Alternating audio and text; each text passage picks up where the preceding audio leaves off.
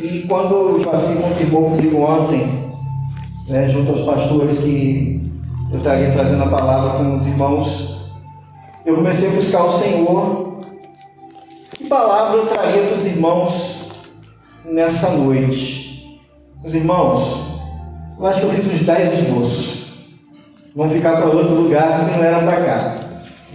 E assim, eu comecei a buscar o Senhor e comecei a ficar um pouco ansioso.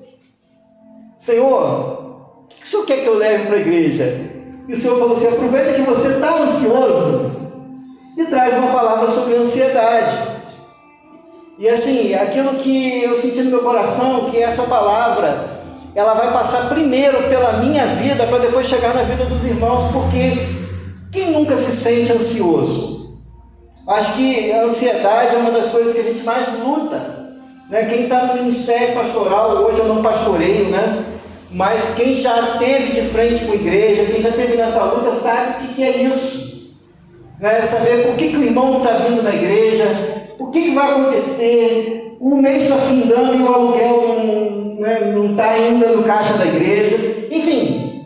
Mas na nossa vida pessoal, profissional, muitas vezes a gente fica ansioso. Então, Mateus capítulo 6, versículo 25, Jesus vai nos dar um ensinamento a respeito disso. E por que a gente não deve viver ansioso? Então, Mateus 6, 25, todo mundo achou? Está pertinho, né? Por isso vos digo, não andeis ansiosos pela vossa vida, quanto ao que haveis de comer ou beber, nem pelo vosso corpo, quanto ao que haveis de vestir. Não é a vida mais do que o alimento e o corpo mais do que as vestes? Observai as aves do céu, não semeiam, não colhem, nem ajuntam em celeiros. Contudo, vosso Pai Celeste as sustenta. Porventura não valeis vós muito mais do que as aves? Algumas versões vão falar pardais, né? Qual de vós, por ansioso que esteja, pode acrescentar um côvado, ou seja, meio metro, ao curso da sua vida? E por que andais ansiosos quanto ao vestuário? Considerai como crescem os lírios do campo. Eles não trabalham, nem fiam. Eu, contudo, vos afirmo que nem Salomão, em toda a sua glória, se vestiu como qualquer deles. Ora, se Deus veste assim a erva do campo, que hoje existe e amanhã é lançada no forno, quanto mais a vós outros, homens de pequena fé. Portanto, não vos inquieteis, dizendo: que comeremos? Que beberemos? Ou com que nos vestiremos? Porque os gentios é que procuram todas essas coisas, pois vosso Pai Celeste sabe que necessitais de todas elas. Buscai, pois, em primeiro lugar o seu reino, a sua justiça, e todas essas coisas vos serão acrescentadas. Portanto, não vos inquieteis com o dia de amanhã, pois o amanhã trará os seus cuidados. Basta ao dia o seu próprio mal. Eu quero pontuar aqui, antes da gente começar a explanação do texto bíblico, do que a gente está falando, que sentimento é esse? O que é a ansiedade e por que a gente deve seguir as recomendações de Jesus e se livrar desse sentimento, porque isso pode causar em nossas vidas coisas tão ruins, tão malignas, que a gente pode até mesmo perder a fé por causa da ansiedade. O que é ansiedade? Ansiedade é uma reação natural ao medo. Todo mundo sente medo em algum momento da vida, não é isso? Mas pode se tornar uma doença e desencadear uma série de problemas em nossas vidas. Podemos ficar ansiosos por medo de perder um emprego, né? Quem está trabalhando aí numa empresa e ouve aquele boato assim: a empresa vai fechar ou vai demitir 20 funcionários, 30 funcionários, e você já fica assim: será que meu nome está na lista? Vai cortar salário, será que eu estou na lista do corte de salário? Será que vai cortar a hora extra e eu preciso da hora extra para pagar o meu aluguel? Será que vai tirar meu nome? E você já começa a sofrer por antecipação dessa situação, e aquilo começa a te corroer por dentro, e de repente você começa a ter uma queimação do estômago, começa a ter dores, começa a não dormir direito, perder o sono, ter insônia, porque você está ansioso. é o medo de perder o emprego, é aquela pessoa que tirou a carteira de motorista e fica com medo de dirigir, porque acha que a primeira vez que ele botar o carro na rua, ele vai bater em alguém, vai bater num poste, vai causar um acidente, vai morrer, e aquela pessoa tira a carteira de motorista e enfia na gaveta, porque ela tem medo. É o medo de fracassar em alguma coisa que vai fazer, e às vezes recusa ou uma função na igreja, ou uma função no trabalho, ou uma promoção, ou recusa começar um curso, aprender alguma coisa, porque ela tem medo de não dar conta. Se de repente o pastor aqui chama assim: meu irmão, vamos dirigir uma reunião de oração. Ah, pastor, eu não sei se eu consigo. E ela não dá esse passo à frente, e ela não dá esse passo em direção a buscar alguma coisa a mais. Irmão, traz uma palavra na escola dominical de 10 minutos, aí eu não consigo, e trava. E aquele medo coloca a pessoa numa posição estática, ela fica paralisada e ela não avança. Medo de se relacionar com pessoas. Aquela pessoa que de repente teve um relacionamento que foi tóxico, aquele relacionamento que trouxe um mal à vida dela, de repente, foi traído, ou de repente teve um marido abusivo que a ofendia, ou que maltratava, e que tem medo de partir para um novo relacionamento e buscar a felicidade na vida, porque aquele trauma passado causa esse sentimento. A ansiedade leva ao extremo, pode levar a crises de pânico, a fobias, isolamento, solidão, baixa estima. Alguns se entregam a vícios, Quantas pessoas a gente vê aí que tiveram um problema na sua vida e de repente desconta na bebida, desconta nas drogas, desconta no tóxico, desconta em tantas coisas, e até mesmo às vezes está dentro da igreja e desconta na comida. Ah, eu não bebo, eu não fumo, não uso droga. Mas aquela ansiedade faz com que a pessoa coma desenfreadamente para poder descontar e se alegrar com a comida. Então a ansiedade, ela traz todas essas coisas. Os transtornos ansiosos são uma reação emocional de uma ameaça do futuro. Aquilo nem aconteceu ainda e a pessoa já está ali pensando que vai acontecer. Parece até o filho pródigo quando vai chegar ali para o pai e ele começa assim: eu vou chegar e o meu pai, eu vou falar isso com o meu pai, e de repente ele vai falar comigo que não me aceita, então eu falo assim: pelo menos me dá um emprego, pelo menos deixa eu comer junto com os trabalhadores, pelo menos deixa eu ficar lá cuidando, porque ele já estava ansioso com aquele encontro de novo e ele não imaginava que o pai ia receber com tanto amor.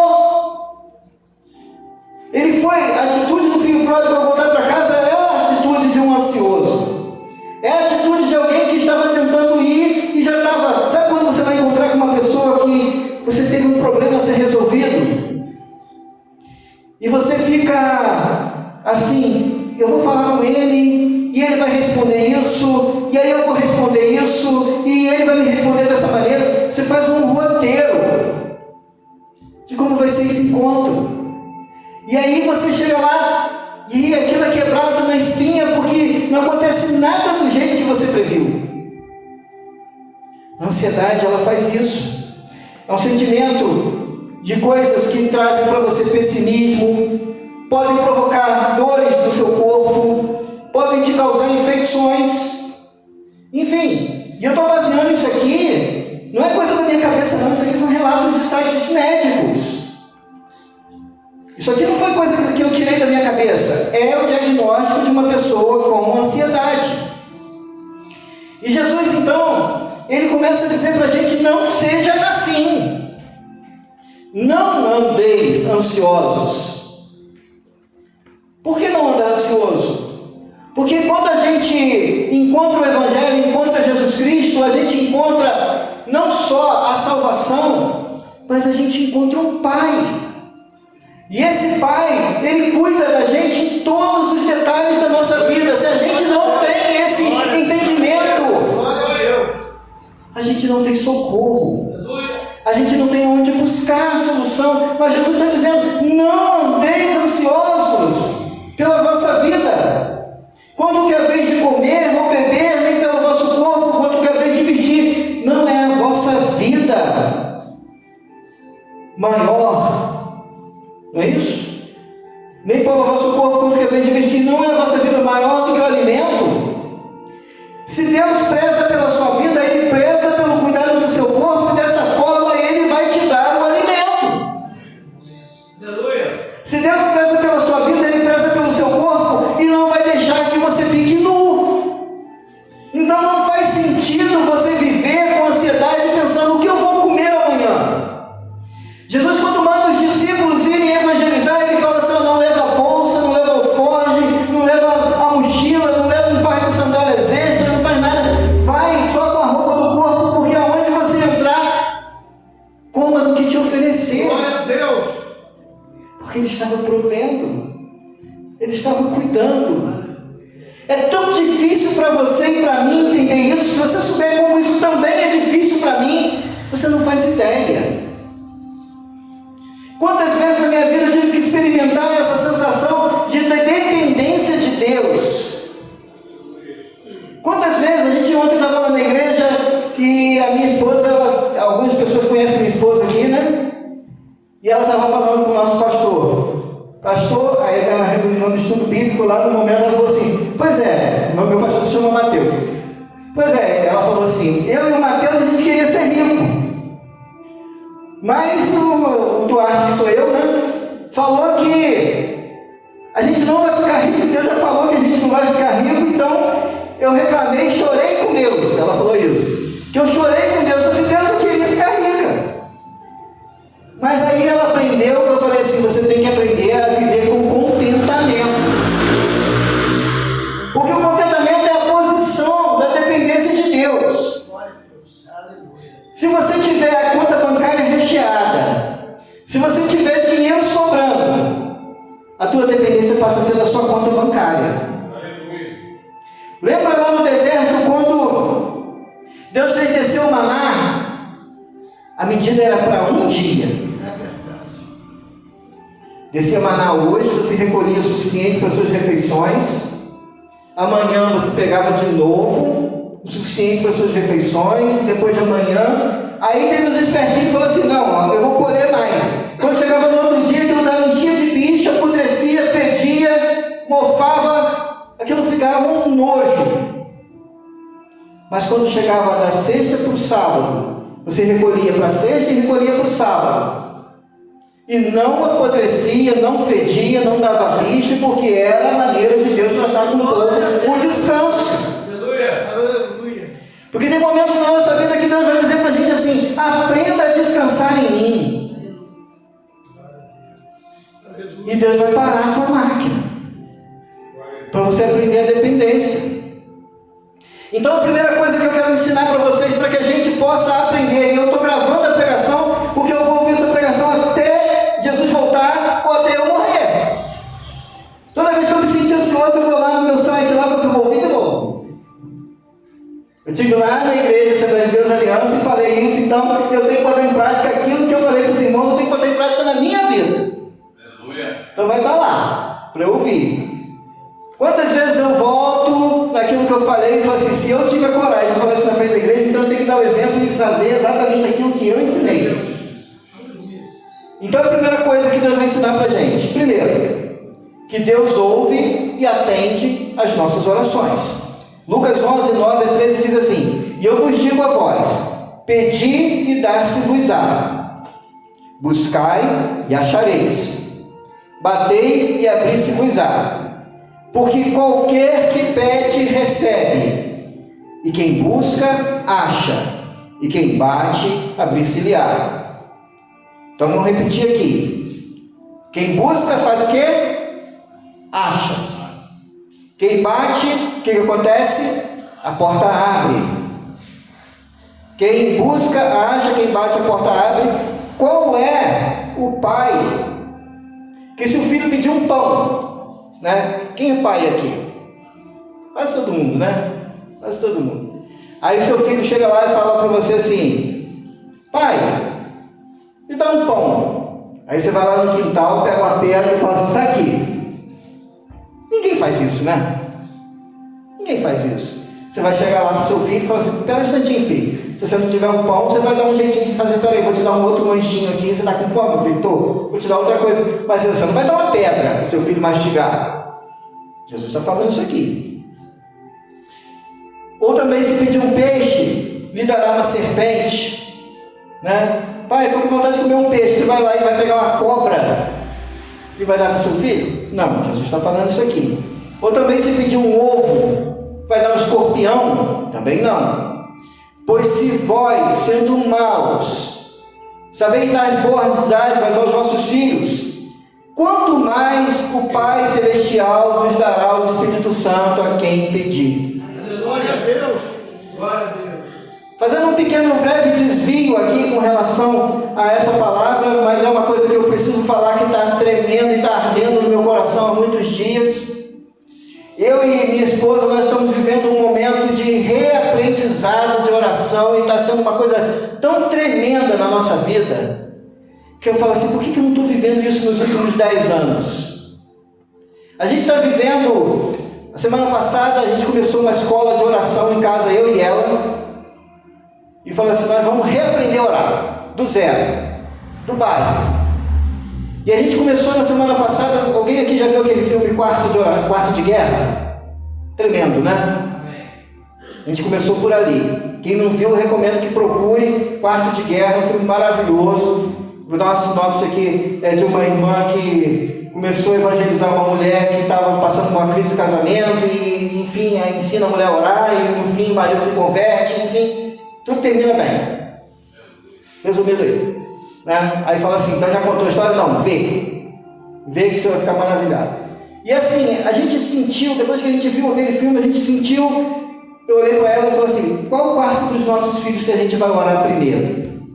Porque os meus filhos não moram mais comigo, já são adultos, mas nenhum dos dois está na igreja, foram criados na igreja, mas por causa de decepções dentro do ministério pastoral, saíram.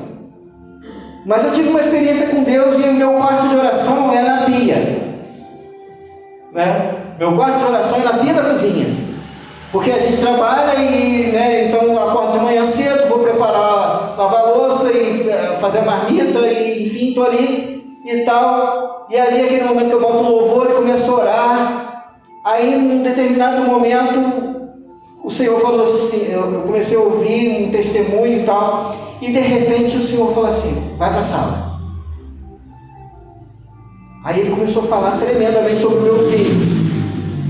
Mas foi uma coisa assim tão tremenda, tão tremenda, tão tremenda, que eu senti a voz de Deus. Aí você pergunta assim, era a voz do quê? De um homem novo? Não interessa. Eu senti a voz de Deus falar detalhes sobre o que Deus vai fazer na vida do meu filho, e aquilo foi uma coisa assim, um rio fluindo de águas do trono de Deus, e foi aquela coisa de Deus falando, e eu chorando, soluçando, e falando em línguas, e aquela coisa toda, e eu cheguei tremendo para levar o café da manhã para minha esposa, ela falou, o que aconteceu? Você estou tendo aqui uma coisa tão tremenda de Deus aqui, que Deus falou sobre o Natan, e foi uma coisa maravilhosa, foi uma coisa tremenda e tal, e ela começou a chorar também, a gente começou a orar, e a gente tem orado pelos nossos filhos. Então depois do filme, voltando para o filme, eu falei assim, sobre o quarto de qual filho a gente vai orar primeiro? Aí ela olhou assim para mim e falou assim, fala você. Ela falou assim, Camila, que é a minha filha mais velha. Aí ela falou, senti a mesma coisa. Aí nós fomos, dobramos o joelho na cama dela, eles não moram lá, mas os quartos estão montados. Oramos, repreendemos todo o mal sobre a vida deles e tal, aquela coisa toda tremenda. E a gente veio saber que ela mora em Lumiar, entre Lumiar e São Pedro da Serra, e ela teve um livramento tremendo, que ela foi subir o carro, uma ribanceirazinha de chão, estava molhado, lama escorregando, quase que ela cai, ficou pendurada, eles tiveram que vir rebocar de trator. A gente tem que orar pelos nossos filhos. É só uma parêntese no que a gente está falando aqui, porque a oração, Jesus está falando sobre a oração, mas não é só sobre os filhos, é oração sobre o seu trabalho, é oração sobre a sua casa, é oração sobre o seu emprego, é oração sobre as suas finanças, é oração sobre cada aspecto da sua vida.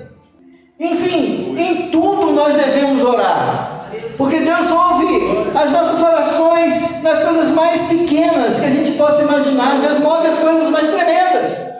Então Jesus está ensinando para a gente que a primeira coisa que a gente precisa aprender é quando a gente estiver ansioso, ora, dobra o seu joelho, apresenta diante do Senhor, apresenta diante de Deus a sua ansiedade, apresenta diante de Deus a sua preocupação, apresenta diante de Deus aquilo que está te incomodando, lança aos pés do Senhor. É a primeira coisa que o Senhor está dizendo.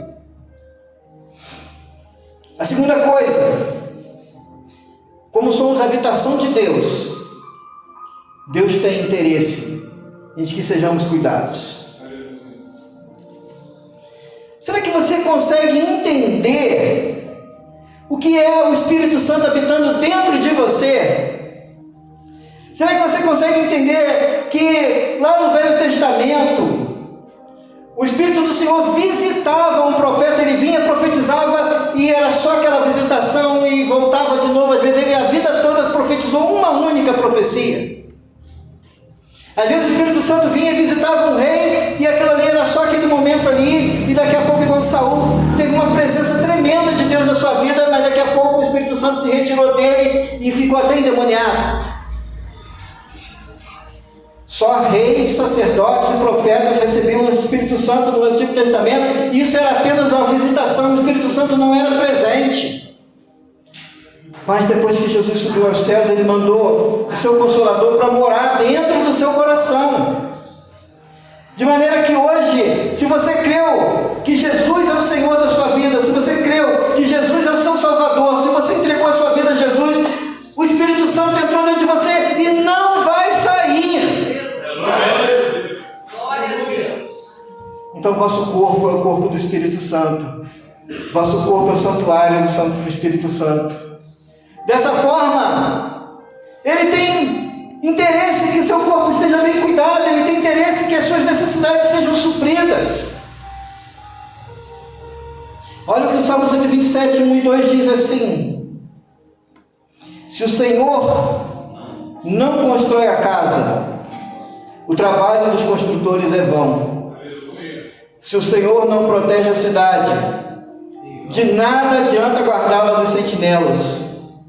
É inútil trabalhar tanto, desde a madrugada até tarde da noite, se preocupar em conseguir alimento, pois Deus cuida dos seus amados até enquanto dormem.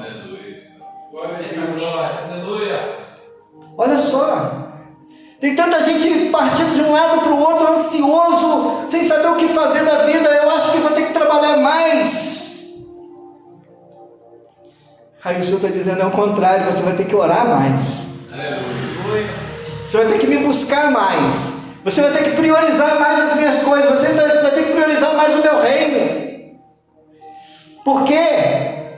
Porque se o Senhor não construir a casa, não adianta nada. Se o Senhor não proteger a cidade, não adianta nada.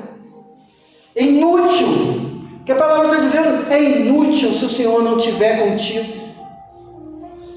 Por isso Jesus está dizendo aqui: não andeis ansiosos por vossa vida, quanto que é vez de comer ou beber, nem pelo vosso corpo, quanto que é vez de vestir. Não é a vida mais do que o alimento, e o corpo mais do que as vestes? Observai as aves do céu, não semeiam, não colhem, nem ajuntam em celeiros, contudo, vosso Pai celeste as sustenta. Porventura vocês não valem muito mais do que essas aves? Se o Senhor está cuidando das coisas mais mínimas da natureza, da árvore que lança suas raízes, que faz crescer a seiva, que faz produzir folhas, que faz produzir frutos, dos passarinhos que vão andar pelo mato e vão achar sementes e vão achar frutos. Se o Senhor está cuidando até dessas coisas mínimas, Ele não vai cuidar de mim, de você, que Ele chama de filho. Jesus aqui não está usando a palavra Senhor, Jesus não está usando aqui vosso Deus, está dizendo vosso Pai. Glória a Deus. Aleluia. Vosso Pai. Oh, É vosso Pai, é nosso Pai. E a experiência de um bebê é a experiência de não se preocupar com nada. A experiência de um bebê é simplesmente chamar o pai e a mãe quando ele está com fome. É chamar o pai e a mãe quando ele está sujo. É chamar o pai e a mãe quando está frio. O bebê só sabe fazer isso. Chamar o pai e a mãe para cuidar dele. Essa experiência de paternidade de Deus, ela me pega muito, porque às vezes eu quero ser independente, mas Deus não quer. Deus quer que eu seja dependente dele. Deus quer que a gente seja dependente dele. Deus não te chamou para ser independente. Deus te chamou para ser dependente dele. Qual de vós, por ansioso que esteja, pode acrescentar meio metro ao curso da sua vida? Se o Senhor determinou que você vai viver 80 anos, você vai viver 80 anos e acabou. Se o Senhor determinou que você vai viver 70 anos, é 70 anos e acabou. Ah, mas eu vou fazer isso, vou fazer aquilo, e eu acho que você deve fazer. Se você pode fazer um exercício físico, faça, é bom. Você pode se alimentar direito, faça. Se você está um pouquinho gordinho e quer fazer uma dieta, faça, é bem para você.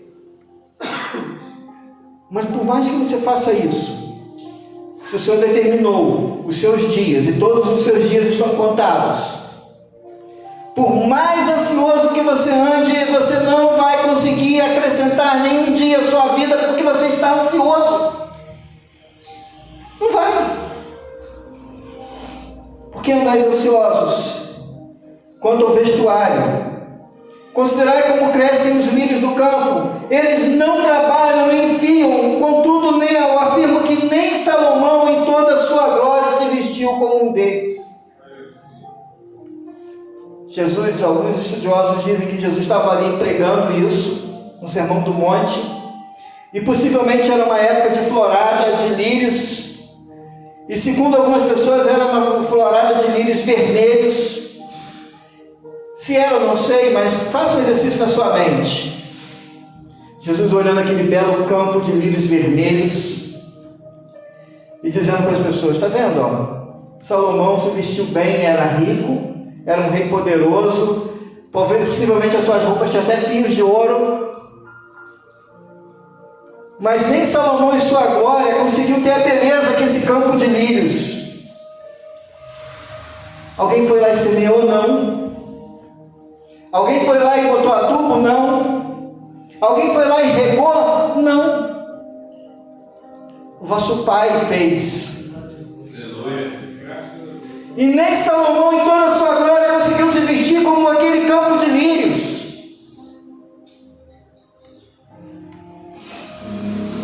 Ora, se Deus veste assim a erva do campo, que hoje existe e amanhã é lançada no forno, quanto mais a vós outros homens de pequena fé. Portanto, não vos inquieteis dizendo: que comeremos, que beberemos ou que vestiremos.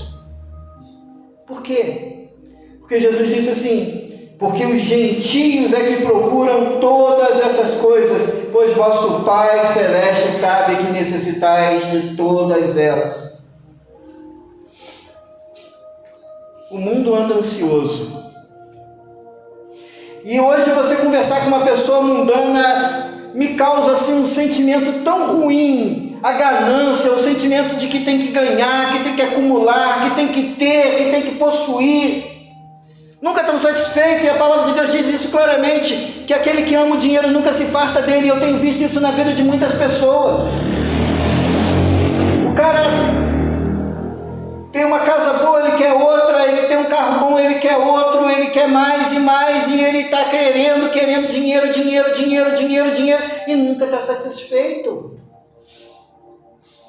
O mundo vive assim. Jesus disse: os gentios andam assim.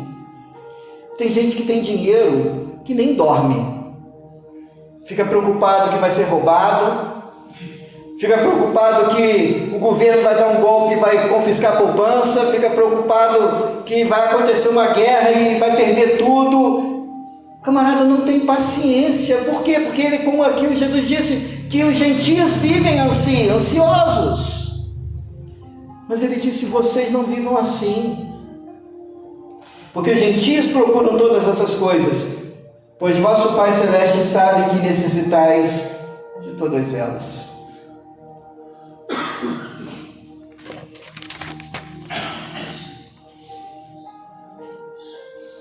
Jesus chama aqueles que andam ansiosos de homens de pequena fé.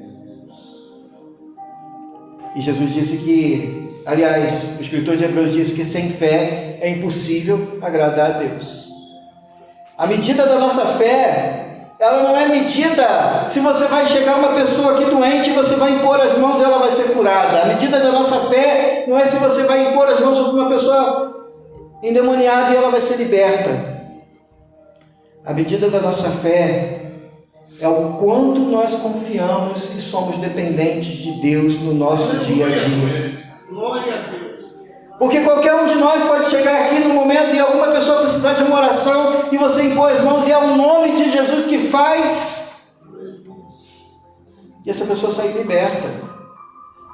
Mas é naquela hora que você está sozinho e que chega aquela notícia ruim, a prefeitura cobrando IPTU e falando assim para você: se você não pagar o IPTU, eu vou bloquear o seu pagamento. Aconteceu isso com um monte de gente em Friburgo.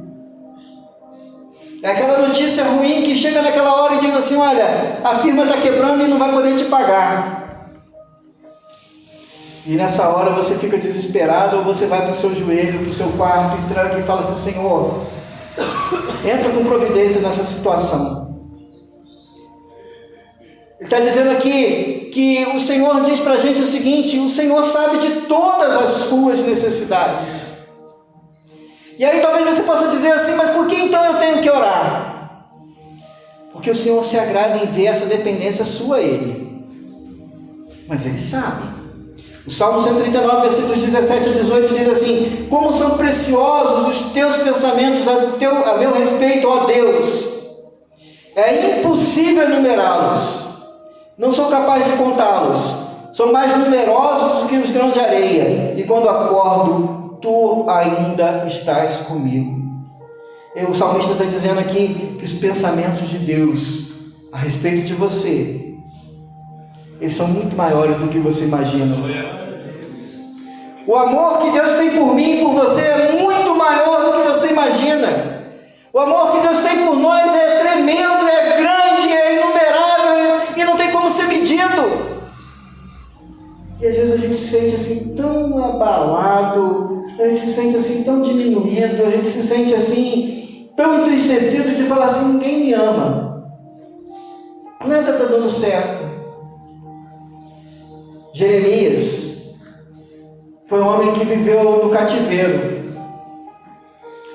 Viu seu povo ser deportado, viu seu povo perder a casa, viu as pessoas serem levadas para uma terra estranha, e ele profetiza sobre o pecado do povo e tudo mais. O povo começa a questionar a Jeremias a respeito de quem é Deus.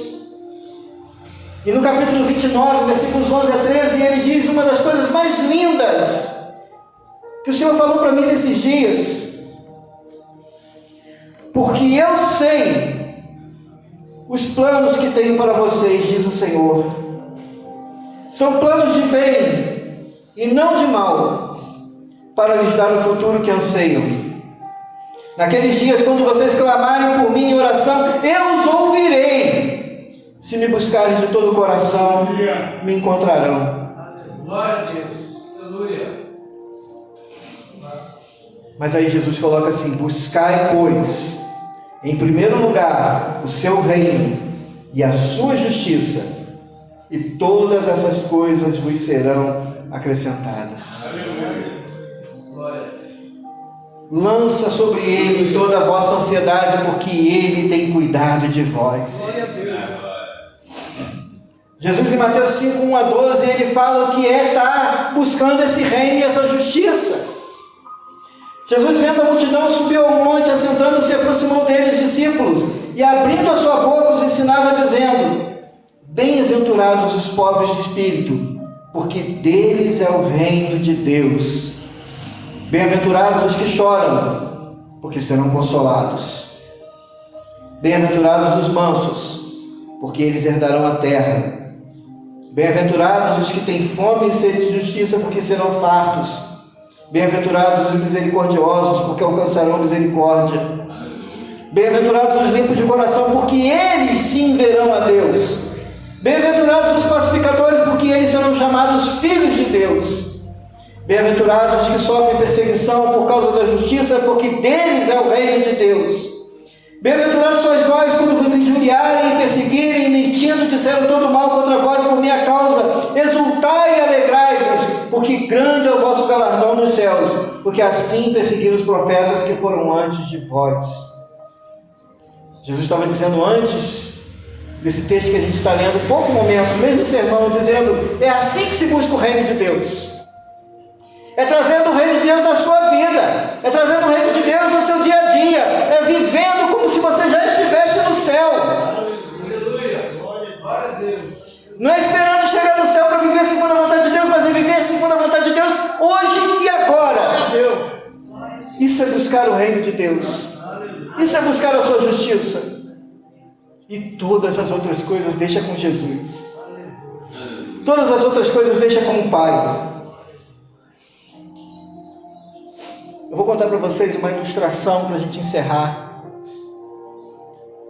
Dizem que o imigrante, ele comprou uma passagem, ele era muito pobre, queria mudar para um outro país para tentar a vida.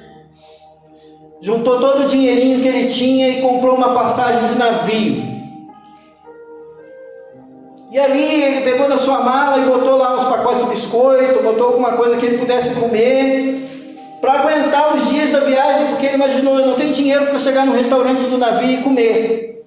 Eu não tenho dinheiro para gastar mais nada, eu não tenho nada, eu só tenho a roupa do corpo, a minha mala e muita vontade de trabalhar quando eu chegar no meu país.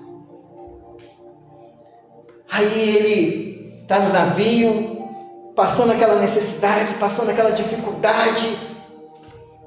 Aí de repente tem uma tempestade, o navio perde a rota, aquilo atrasa a viagem em alguns dias, e ele já desesperado de fome, aquela comida que ele levou acabou, aquilo não tinha mais nada, e ele já com fome, o estômago roncando, ele bebendo água para tentar matar a fome, não tinha nada para comer.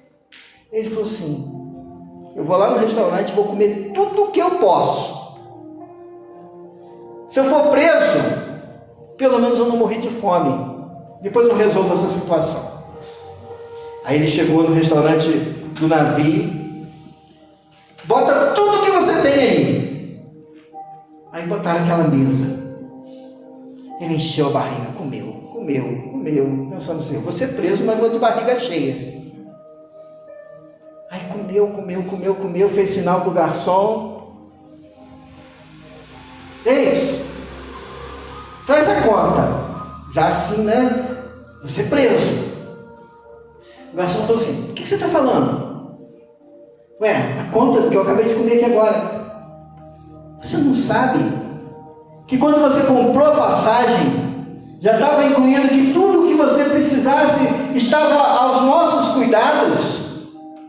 Que a gente te vendeu a passagem para te entregar lá no outro país, alimentado e bem cuidado? Ele podia estar comendo desde o primeiro dia.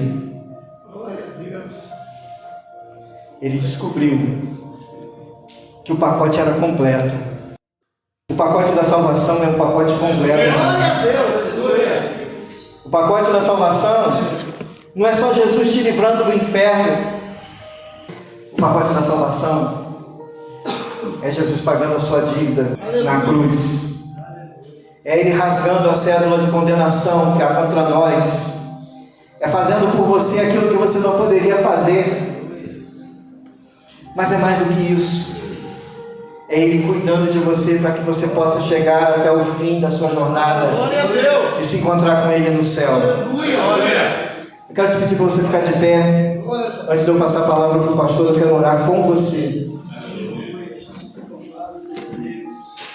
Senhor, em nome de Jesus, queima no meu coração, Senhor, toda ansiedade. Queima no coração dos teus filhos, Deus, toda ansiedade. Que eles possam sair aqui dessa noite, Deus, sabendo que o Senhor cuida deles. sabendo que o Senhor pagou a vida, deu a sua vida na cruz para que eles fossem salvos, mas que mais do que isso, o Senhor nos adotou na família. E o filho adotado tem os mesmos direitos do filho natural. O filho adotado come na mesma mesa que o filho natural, herda as mesmas coisas que o filho natural. Somos filhos adotivos de Deus, mas temos os mesmos direitos da herança do Senhor. Aleluia. Não que isso nos faça ricos, não que isso nos faça, oh Deus, nada dessas coisas, mas é o cuidado do Senhor, como um pai cuida dos filhos. Como um pai dá o pão ao filho que lhe pede um pão, dá um peixe ao filho que lhe pede um peixe, o Senhor nos dá o teu cuidado e ainda nos dá o teu Espírito para ser consolador, para ser aquele que cuida, para ser aquele que nos abraça, aquele que nos consola, aquele que nos guarda, aquele que está conosco em todos os momentos. Glórias a Ti, Senhor, porque o Senhor cuida de nós. Te louvamos, Senhor, em nome de Jesus. Amém, queridos. A palavra de Jesus essa noite.